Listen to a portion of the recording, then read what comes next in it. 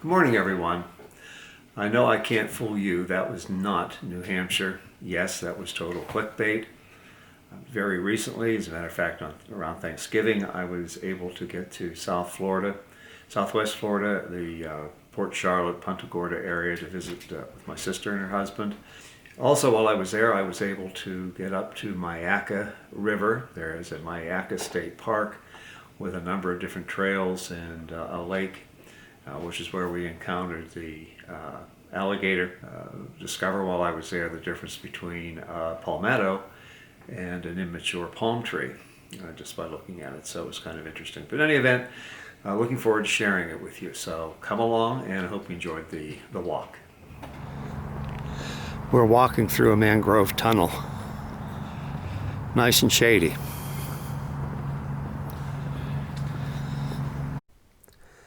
My brother-in-law, who's not yet retired, even though we were taking a nice morning walk, business goes on, so he had to take a business phone call. And as we continued on this section of the boardwalk, we came across the Peace River, which is a river between, I guess, makes up Charlotte Harbor and Punta Gorda to the south. And legend has it this is where Ponce de Leon met his end. Again, the legend was that he was searching for the Fountain of Youth, which is supposed to be located in this area. The fountain was reportedly able to restore youth to whomever would drink of it or bathe in its waters.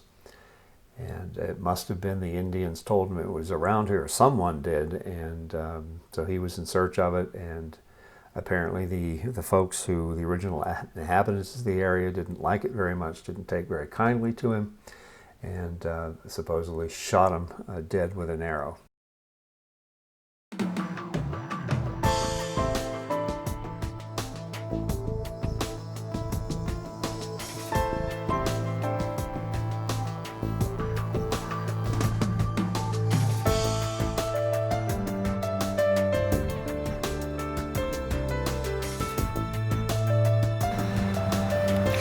Here we are in downtown Punta Gorda on one of the side streets, and I thought I'd just pause for a minute and let you take a look at some of the older architecture. Don't think of this necessarily in terms of Florida. This is the Celtic Ray. As you see by the sign, it's the kind of an Irish pub here in Punta Gorda. I've been here before. It's a real good place.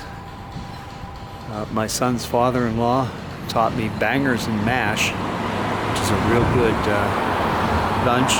Consists of kind of mashed potatoes that have been refried and some sausages.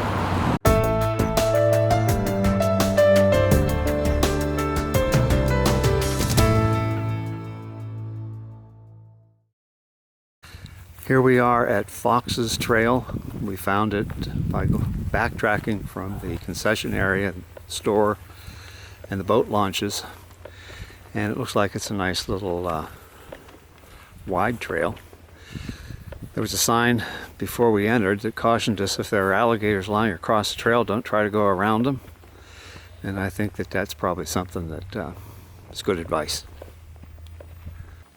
There are lots of palm trees among the hammock, live oak, I think they're called. And of course, you don't see much of this in New Hampshire.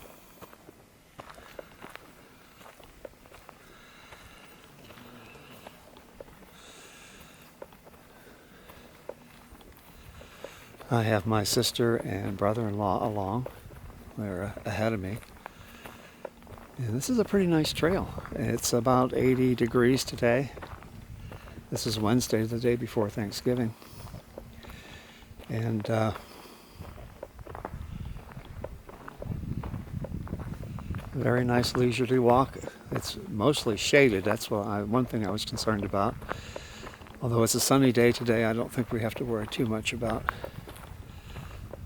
being too hot. So it's a great day for a hike.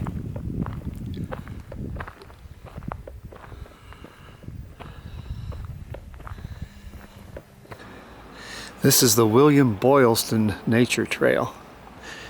They say it's about a 40-minute leisurely walk, and we're likely to see turkeys. We're going through basically hammock area, and it's really pretty in here.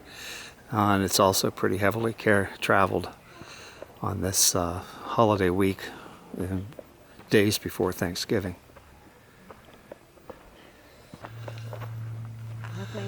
Coming up to a tower. Oh, that's a tower? Looks like we're coming up toward a tower that will take you into the canopy, and if you wanted to, you could do the canopy walk too, which I don't think we're going to do today.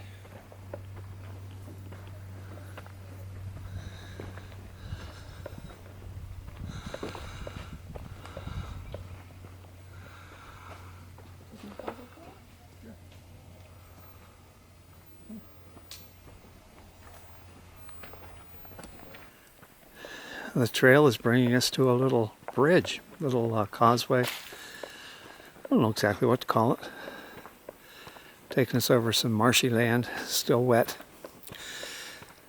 According to some of the little signs that we've been reading along the way, all of this is flooded seasonally.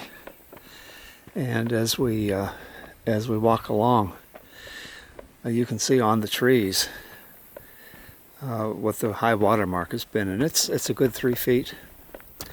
So who knows, maybe we'll see a turtle or something as we cross this marshy, boggy area. Hope that's all we see. In southern Florida, you never know. Lots and lots of very small fish. We do see that, and we used to call skippers. Don't know that that's the right name, but that insect that kind of doesn't weigh enough to break the surface tension of the water. And they're all over everywhere too. Guess good eating for the fish that live here.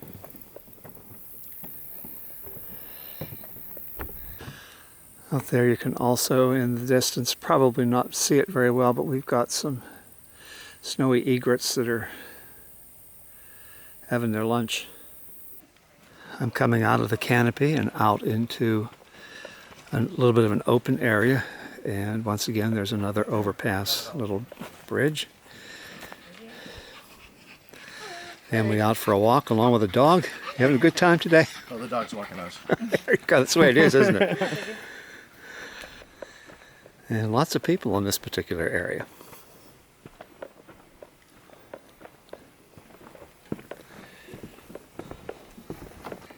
I can imagine that this is plenty wet during the rainy season. But now it looks fairly dry.